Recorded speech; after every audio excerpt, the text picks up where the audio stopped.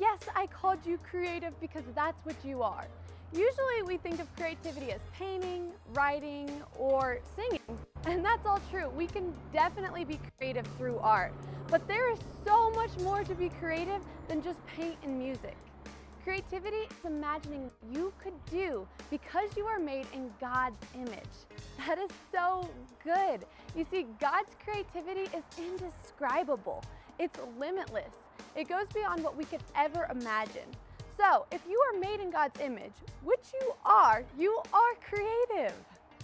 Hey Steamboat kids, remember last week when I found out drawing was the way that I think I can be creative?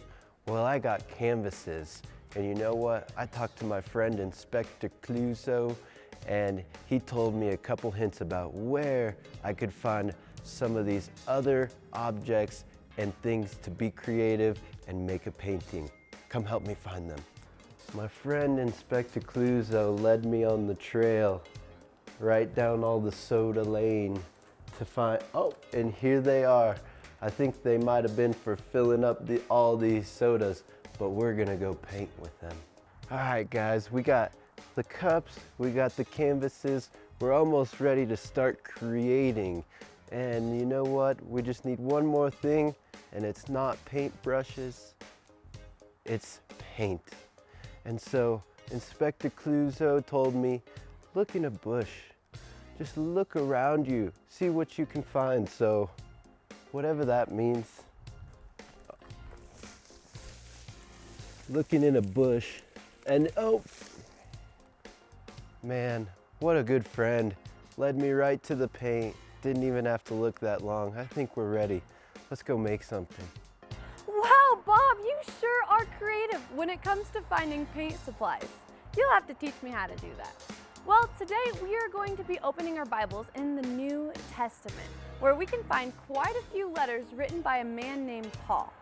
Paul wrote to believers in different churches. He wanted to encourage them as they tried to follow Jesus. One fun fact about Paul, or a side note about Paul, is he hadn't always been a Jesus follower himself. But once he did decide to put his faith in Jesus, he made it his life's work to encourage others to believe too. In fact, he traveled all over the place to share with people the good news of Jesus. And there are so many creative ways that we can share Jesus with others. Can you see how you can be creative when telling and or showing others about Jesus today? Let's look at today's Bible story. The Bible. It's 66 books of history, stories, letters, and poetry that fit together to form God's one big story. The epic adventure of how He created us and loves us so much that He made a way to rescue us. As we travel through the Bible, from Genesis to Revelation, we discover people who met God and found their lives changed forever. Now, for an amazing story, inspired by the book of Ephesians, chapter 2, verse 10. When the Apostle Paul wrote his letter to the believers in Ephesus, he told them, "We are God's creation. He created us to belong to Christ Jesus. Now we can do good works. Long ago, God prepared these works for us to do." Let's see how that might play out in someone's life today. Nora Gray followed her older cousin, Sadie, around the pottery studio. Clay dust danced in the sunbeams from high up windows. So I just stay at the desk? Working at the Earth and Fire studio was Nora's first real job, and she wanted to get it right. Sadie grinned and pushed back her hair with a clay-flecked hand. Mostly. A bunch of artists have memberships here, so they can use all the equipment and materials. You'll answer questions, take calls, make orders when supplies run out, things like that. What's in there? Nora pointed to an open door near the back of the studio. Oh yes, the closet. Nora led the way over. Sadie peered inside. Wow. The narrow room was lined on both sides with high shelves. Every shelf and every inch of floor space was crammed with a jumble of tools, containers of clay and glazes, cleaning supplies, and pieces of pottery, finished and unfinished. How do you find anything? So many people use the closet. Everyone just kind of has their own system. Nora didn't think the disaster in the closet qualified as a system, but before she could say anything... Oh, I gotta take this. Hello? Oh, hold on a sec. Where did I put my pen? Frazzled, Sadie checked her pockets. Nora quickly pulled a pen and notepad out of her neatly organized backpack. Would this work? Sadie snatched the pen and paper, mouthing, "Thank you," and headed for the desk. Nora surveyed the room. There were at least a dozen artists at work. You a potter too? Nora turned to see an older gentleman with a streak of clay in his curly white hair. His long frame bent nearly double over the nearest pottery wheel. Me? No. Oh, I think everyone's an artist of some kind. I can't even draw a stick figure. Sadie's just letting me work here till I go to college in the fall. Nelson centered a lump of clay on his wheel. You'll see me here most every morning. I'm Nelson. Nora. Real nice to have you here. I'm working on a coffee mug if you'd like to watch. Nora watched, mesmerized, as the spinning clay morphed from a stodgy lump to a smooth cylinder under Nelson's practiced hands.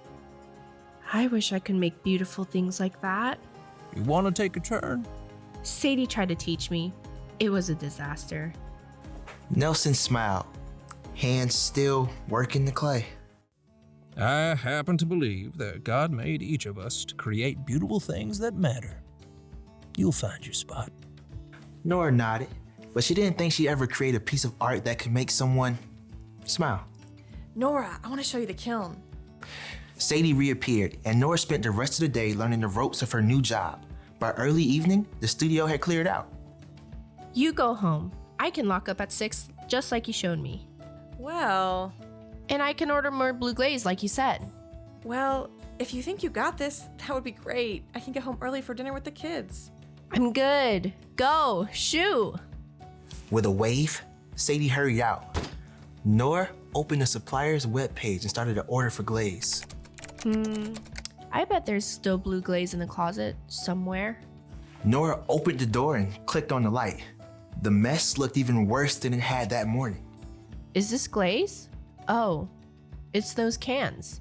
And there's some over here and up there. Nora edged her way around, collecting cans. There's no way to know what's really here unless I can get it all together. I should clear a space. And I should stack those crates to group the colors. Every time Nora moved one can or tool, she discovered 6 more that needed a place to go. All the cleaning supplies can go down here, modeling tools and loops over there by the door. That's definitely trash.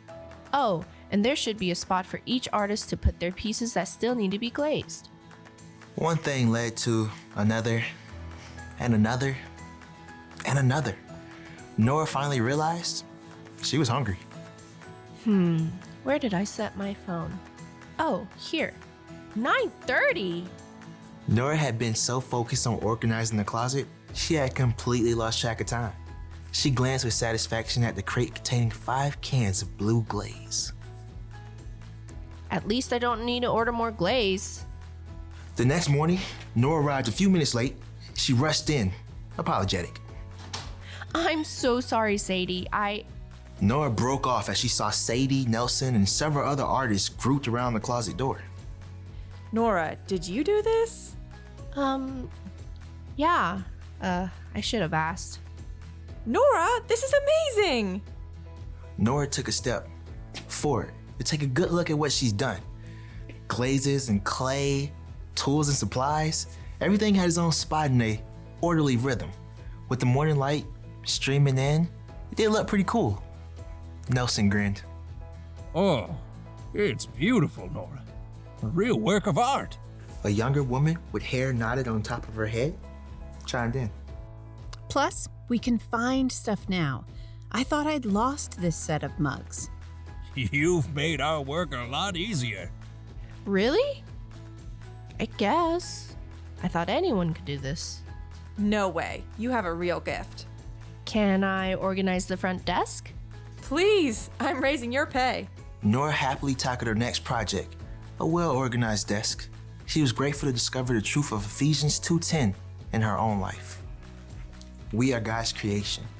He created us to belong to Christ Jesus. Now, we can do good works. Long ago, God prepared these works for us to do.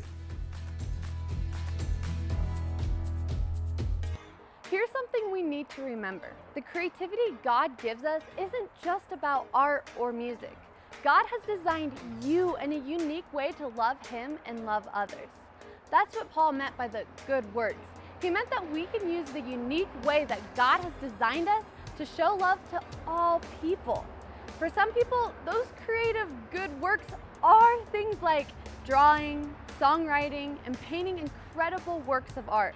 Just like Bob. Bob is good at all those things. For someone else, creativity might look totally different, like building a robot, designing cool apps or games, or making people laugh. Okay, maybe it's inventing 127 new uses of pool noodles. That would be my hidden talent. Well, okay, so no matter how God made you creative, you can use that creativity to help others. But before you use your creativity, you need to believe that you are creative in the first place. And I'm here to tell you that that is so true. God created you so you could be creative. Well, hey guys, now that I have all of my supplies, I am ready to paint. But you know what? I don't want to do it alone. I want you guys to join me next week. So if you go to the store and went on a search like I did, grab some paint. I like the neon bright colors, these little canvases, and some nice solo cups. You can make them like this if you want. But those are the only 3 things you need. Not even a paintbrush. That's how creative we're gonna get. So I invite you to do this with me. Just like Christianity and following Jesus, we gotta do something. So I invite you to do something and paint and be creative with me. Even if you think you're a bad painter, I invite you in. You'll be good at this one. See you guys next week. Great job, Bob, on inviting the kids to join you next week in painting. The truth is any one of you could be up here showing us your creativity right here. There's so many ways each day we can use the creativity that God has given us. He can help us use it to do good things. The bottom line is God created you so you could be creative. All right, say it with me. Are you ready? God created you so you could be creative. Maybe you're thinking, okay, this all sounds great, but I have no clue how I'm creative. Well, think about it. What are some things you like to do? Or what are some things that come to you naturally? All right, maybe you're still thinking, I have no idea. So you could go ahead and ask a parent or grandparent or even a babysitter what they see in you. And you know what? God not only wants to use your creativity, but He wants to help you use your creativity. You can trust God no matter what. And you can always ask Him for help because He wants to help you. And there are so many forms of creativity, as there are human beings here on this earth. So do not judge yourself in your creativity from what others are doing. Some of you might be great at art stuff, while others of you are great at solving problems. The possibilities are endless. So we'll see you guys next week.